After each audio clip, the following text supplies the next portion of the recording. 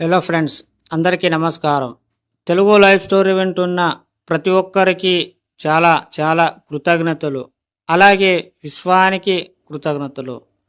Money మంత్ర అంటే mind మంత్ర. ఇంకా క్లియర్గా చెప్పాలంటే డబ్బు గురించి సబ్జెక్ట్ అర్థమయ్యిందా?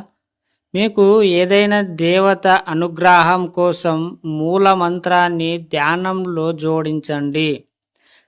ఆ దేవత అనుగ్రహాన్ని మీరు పొందే అవకాశం ఉంది. యస్, ఇదంతా ఒక విచిత్రమైన ప్రక్రియ. అదే మైండ్ తంత్ర. మీకు ఏది కావాలో ఆ విశ్వం మీకు సమకూరుస్తుంది. మీకు గతంలో చెప్పాను, భక్తి పూజలు దేవుడు అనే వాటిని వ్యాసనంగా మార్చుకోకండి. ఇవన్నీ జీవితంలో ఒక భాగం మాత్రమే. ఇవి జీవితం కాదు. ప్రపంచం విజేత కావటానికి ఇవన్నీ అవసరం లేదు. ఎక్స్ సచిన్ టెండూల్కర్. కేవలం మీరు చేసే పని మీద ధ్యాసం ఉంచండి చాలు. దానిలో ఉన్నతిని చూడండి.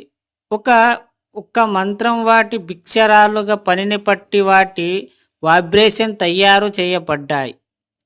ఇదంతా ఒక సైన్స్ మూడంగా ఎవరిని దేనిని నమ్మకండి. మంత్రం తంత్రం దేవునికి ఎక్కువ నమ్మడం వల్ల జరిగే పనులైతే కావు. ఇది 100% పక్కా. నేను చెప్పేది ఏమిటంటే మీ పని మీద మీరు కరెక్ట్గా ధ్యానంలో ఉండండి. ఐ మీన్ దాన్ని ధ్యాస ఎక్కువ ఉండాలి. మీరు ఎప్పుడైతే మనస్ఫూర్తిగా నిజాయితీగా పని చేస్తూ పోతూ ఉంటారో, సక్సెస్ని చూడకుండా నువ్వు చేసిన పనులు ఉంటాయి చూడు కొన్ని వెనకాలది, అది నీకు తెలియకుండానే రిజల్ట్ వస్తుంటాయి. అప్పుడు నువ్వు అసలు ఒక్కసారి కూడా నువ్వు ఆ పని నువ్వు నీ పని నువ్వు చేసుకున్న టైంలో వెనకాల చేసిన పని ఏదైతే ఉంటుందో ఆ పని నీకు ఏదో ఒక రోజు సక్సెస్ అయితే ఖచ్చితంగా ఇస్తుంది. కేవలం మీరు ఏం చేయాలి అంటే రోజులు గడుస్తున్న కొద్దీ మీ పని మీరు చేస్తూ పోవాలి. అది ఎలా చేయాలంటే 10 మందికి నచ్చేలా నీ పని నువ్వు చేస్తూ పో నిజాయితీగా. ఇంకొకటి, ఎక్కువ దేవుడు భక్తులు ఇవన్నీ చేస్తే ఎప్పటికీ మనం పైకి రాలేం. ఇది గుర్తుపెట్టుకో. నీ మీద నీకు నమ్మకం ఉండాలి. నీ మీద ఎంతవరకు నమ్మకం ఉంటుందో అంతవరకు నువ్వు ఏదైనా చేయగలవు. 10 మంది వచ్చి నీ వల్ల కాదు అంటే దేవుడి మీద భారంగా వేయకు.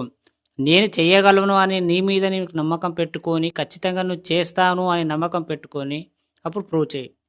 ఎలా అంటే ఇప్పుడు 10 మంది నీ వల్ల కాదు అనే క్వశ్చన్స్కి నువ్వు ఆన్సర్ దేవుడి మీద చూపించకు.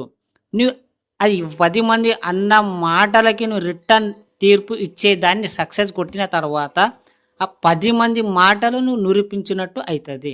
అర్థమైందా ఫ్రెండ్స్? ఇంకా క్లియర్గా చెప్పాలంటే నీకు మించిన గొప్పోడు ఎవ్వరు లేరు. నీలాగా ఎవరికి రాదు. నీకు వచ్చిన క్యారెక్టర్ కానీ బిహేవియర్ కానీ ఏదైతే టాలెంట్ ఉంటుందో అది ప్రతి ఒక్కటి నీలో ఉన్నది ఇంకొకరికి రావు. అందుకే నువ్వే హీరో, నువ్వే అన్నీ. ఇది గుర్తుపెట్టుకొని నువ్వు పని నువ్వు చేస్తూ ముందుకు నడుస్తుంటే నీవు ఏదో ఒక రోజు ఖచ్చితంగా సక్సెస్ వస్తుంది. Believe your self. అర్థమైందా ఫ్రెండ్స్? ఈ స్టోరీ విన్న ప్రతి ఒక్కరికి థ్యాంక్ యూ సో మచ్. అలాగే విశ్వానికి కృతజ్ఞతలు.